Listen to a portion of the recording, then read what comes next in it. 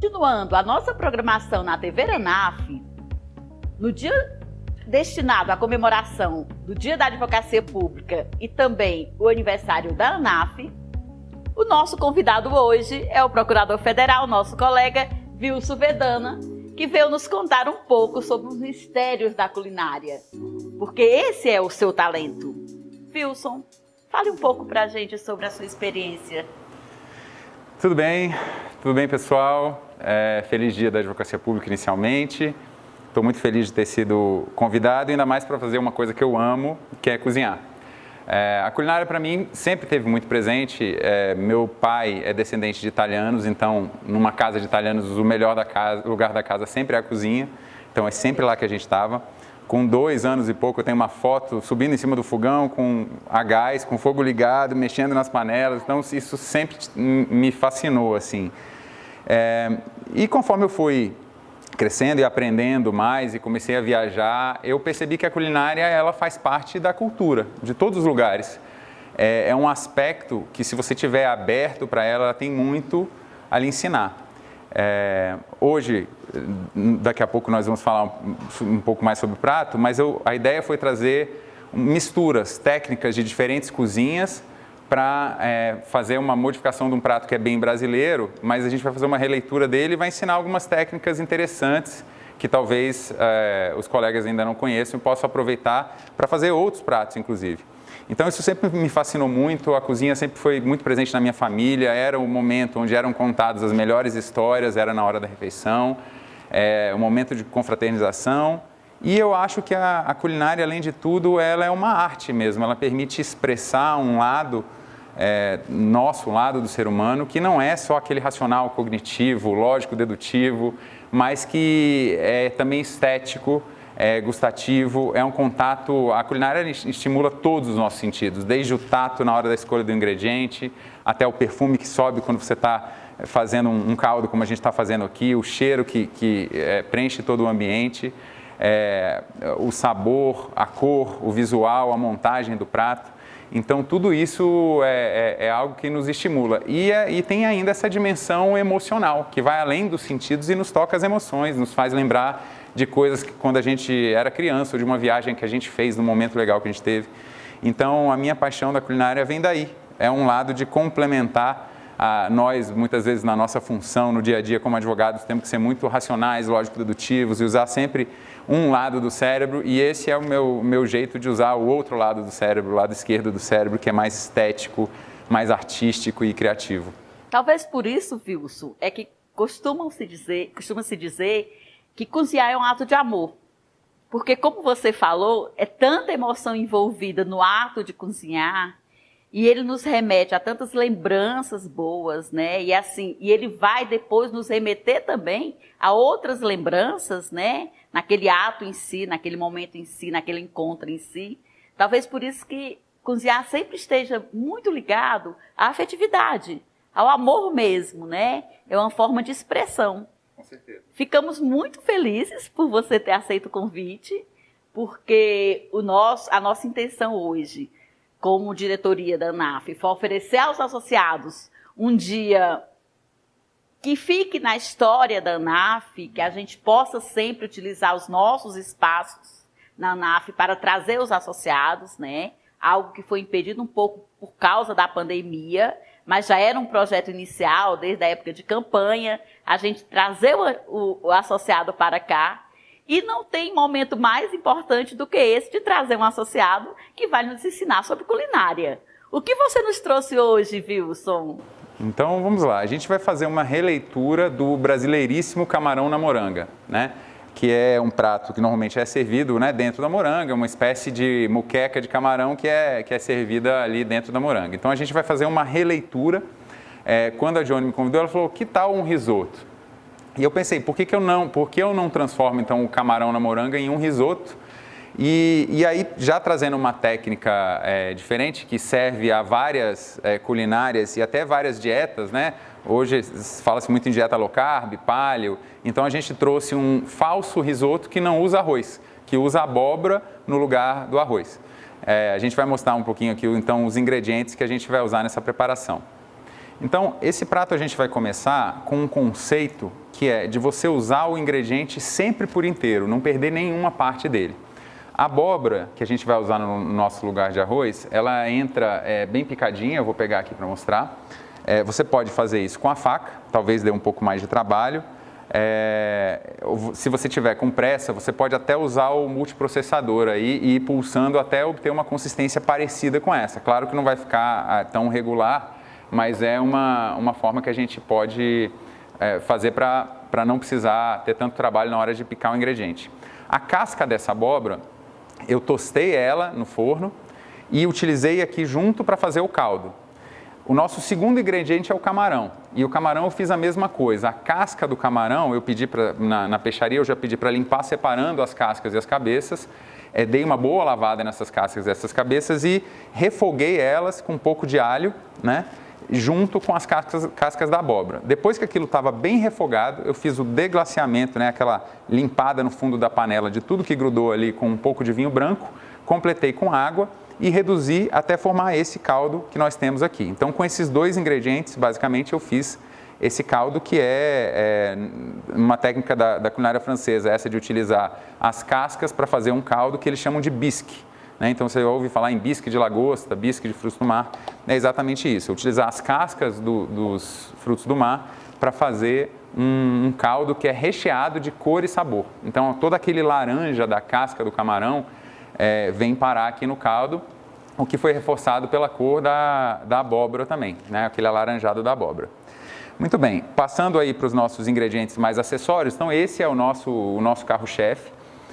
Aqui eu fiz uma espécie de mirepoix, que é uma técnica também da cozinha francesa, só que o mirepoix tradicional é cenoura, aipo e cebola, e aqui eu usei a cebola, o pimentão e o tomate, pensando aí em dar uma carinha para esse prato de moqueca, né? Na moqueca normalmente você usa esses três ingredientes, tomate, pimentão e cebola, para iniciar o seu prato.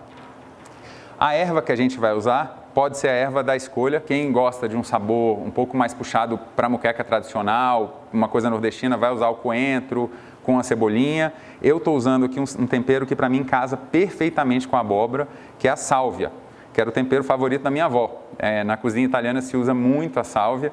E a sálvia, algumas espécies dela, tem a folha mais grossa e até meio peluda, que você pode utilizar inclusive para fazer a folha da sálvia frita por imersão.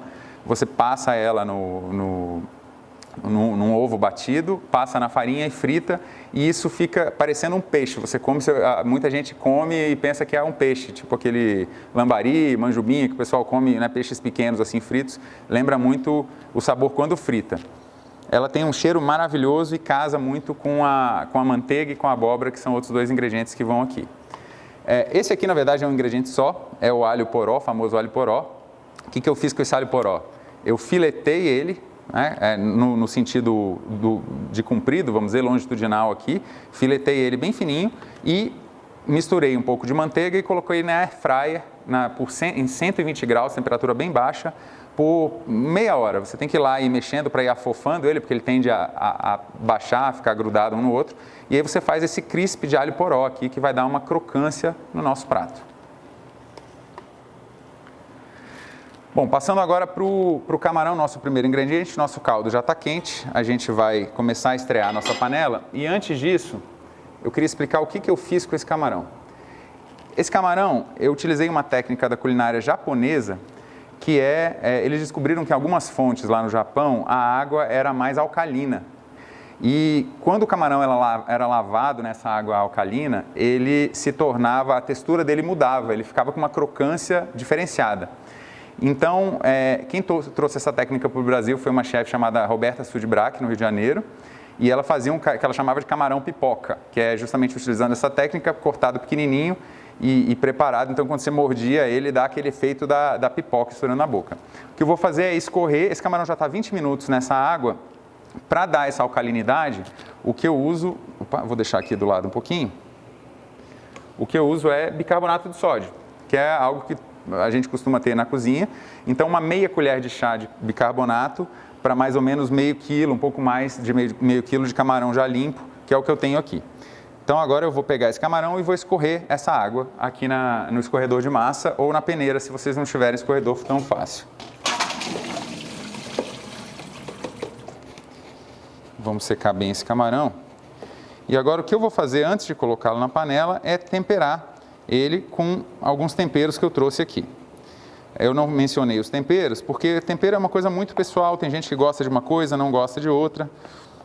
Eu pensei em temperos que lembrem um pouco essa coisa da muqueca, né, para a gente dar essa carinha meio de brasileirada, vamos dizer, para esse nosso prato.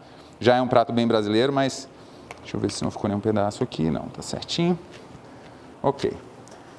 Enquanto isso, eu já vou colocar um azeite para esquentar aqui nessa panela.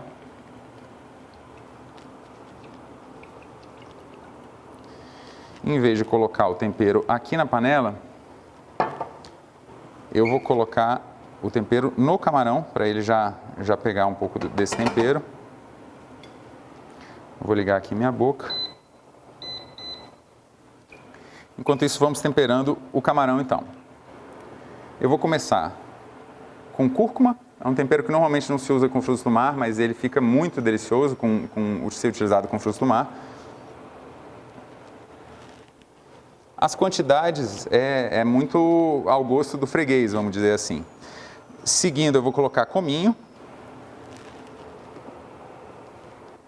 que é um tempero bem comum da cozinha nordestina. Coentro, lembrando que esse coentro é o coentro em grão moído, então eu vou colocar ele aqui. Coentro eu gosto bastante porque esse coentro é diferente do coentro, a folha, né? Ele tem um sabor muito suave e muito delicioso. Vou colocar também um tempero que é bem brasileiro, que é o urucum, também chamado de coloral, para dar uma cor nesse nosso camarão. Aqui eu vou colocar páprica doce, também vou colocar uma quantidade razoável.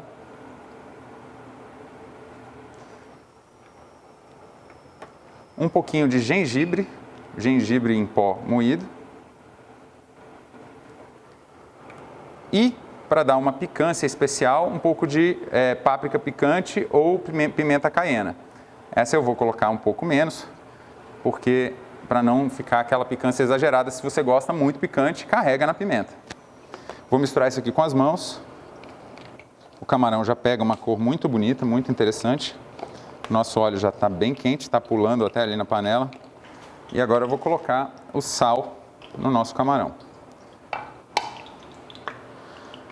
Temos um meio quilo, então seria mais ou menos, pouco menos de meia colher de sopa. Vou colocar mais ou menos no visual aqui. Agora, como eu já limpei as mãos, eu vou utilizar essa colher aqui para terminar de misturar. Então vamos começar passando o camarão. Eu vou utilizar essa tampa dessa panela aqui como um apoio para ir tirando o camarão que for ficando no ponto. Vou começar pelas laterais. A ideia é você fazer isso em várias passadas para você não perder o ponto do camarão. A gente vai passar primeiro esse camarão. No tempero que ficar na panela, a gente vai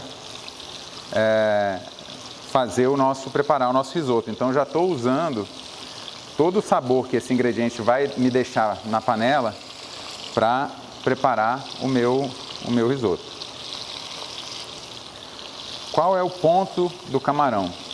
Essa técnica que eu falei para vocês de colocar o bicarbonato de sódio junto na água e sacudir ele um pouco com água gelada, ela vai ajudar a segurar o ponto do camarão. Ela não vai deixar o camarão ficar duro tão rápido. Então ela vai dar um ponto muito especial para esse nosso camarão. Vou aumentar um pouquinho aqui o meu fogo.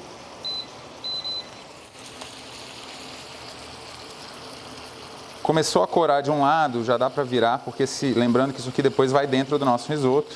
A gente vai separar alguns para decorar, mas já dá para ir virando esses que estão mais no centro, que já pegaram cor. E eu vou tirando e vou colocando pelas beiradas, para que nenhum camarão passe do ponto. Pronto, agora a gente vai deixar para finalizar esses camarões aqui no próprio risoto. Já vou começar a tirar os que estavam no centro para dar espaço para aqueles que estão na beirada. Você pode ir testando o ponto do camarão, apertando nele. Se sentiu que está firmezinho, é porque provavelmente já está bem cozido por dentro. Enquanto ele estiver muito macio, que ainda está cru. Então você vai testando e vai jogando aqui os de fora para dentro. Vou dar mais uma caprichada no azeite, porque acaba que ele absorve um pouco do azeite que a gente coloca. Então eu vou já dar uma caprichadinha mais no meu azeite aqui.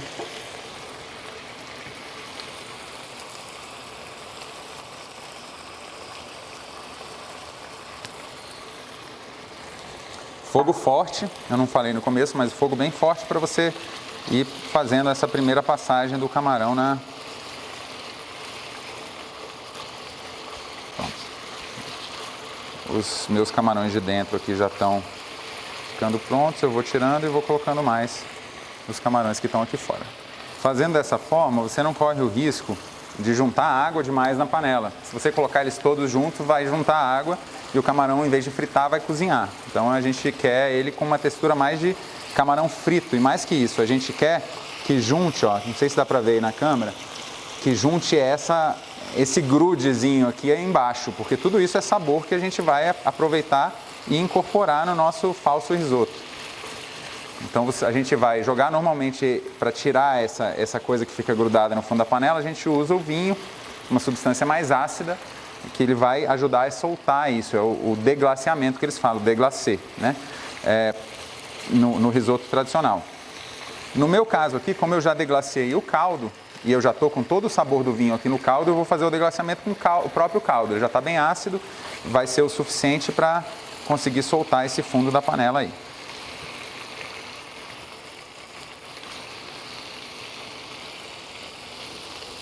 Vamos passar o de fora para dentro.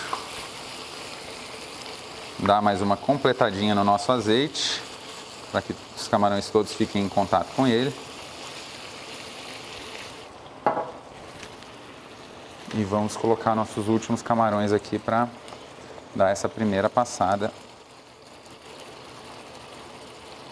Ah, Wilson, mas o camarão vai esfriar ali do lado. A gente vai servir o camarão frio?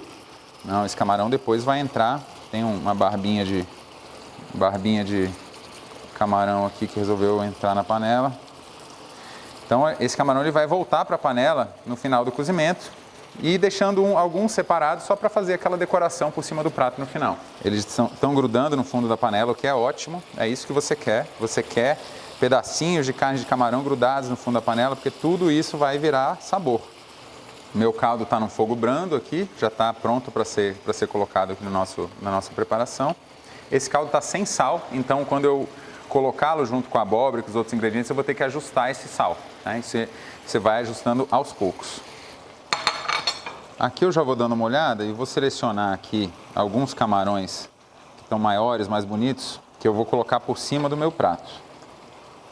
Vamos pegar um de cada, vou botar 4 camarões para decorarem o prato por cima, só na etapa de finalização. Ó, aqui no fundo, eu formei uma crostinha marrom aqui, tá vendo?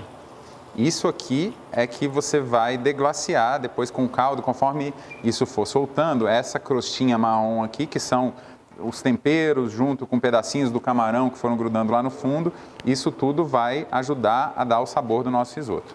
O que eu vou fazer aqui agora? Eu vou dar uma complementada nos temperos que eu coloquei originalmente, para eles irem fritando aqui nessa...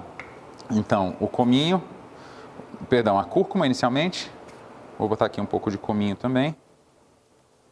Cominho é um tempero um pouco mais forte, então não é bom abusar muito dele, a menos que você goste muito de cominho. O coentro, um pouquinho do urucum, a nossa páprica doce,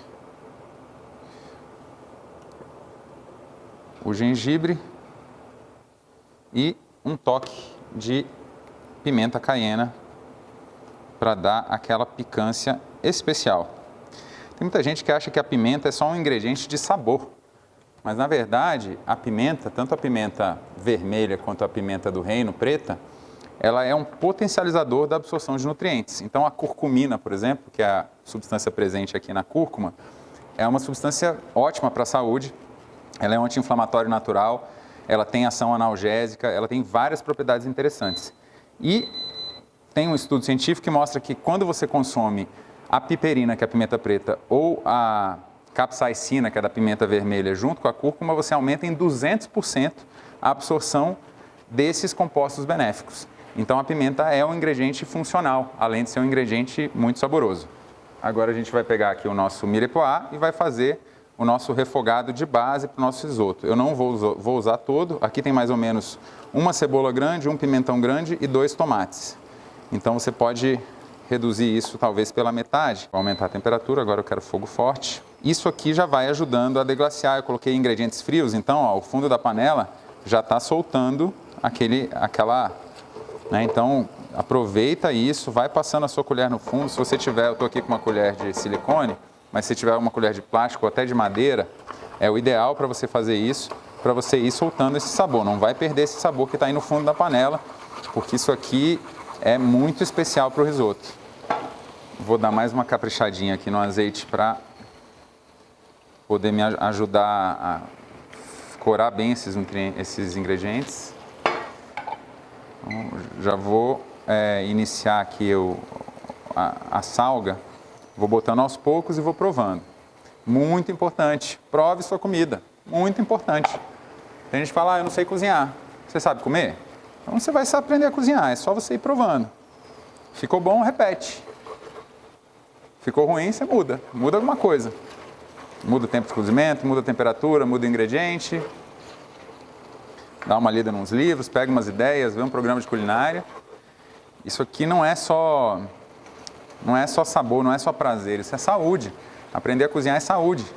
Eliminar os códigos de barras das refeições, usar ingredientes frescos, comprados nos mercados, mercado produtor de preferência, comprar direto de quem produz, direto de quem sabe te contar a história do ingrediente. Isso é muito importante. Enquanto isso aqui vai pegando ponto, vai ficando bem desmanchado aqui nessa panela, eu vou pegar 3 folhinhas de sálvia e vou picar aqui. Sálvia é um ingrediente bem forte, então você não precisa de muito dele para dar sabor. 4 folhinhas, vai, em homenagem à nona. Era o tempero favorito da minha avó, esse tempero aqui. Ah, Wilson, mas eu não gosto de coisa verde na comida. Então você pode substituir isso por um paladar melhor, né? Porque coisas verdes na comida são muito importantes. Além de dar sabor, são ingredientes super funcionais. Trazem mais saúde.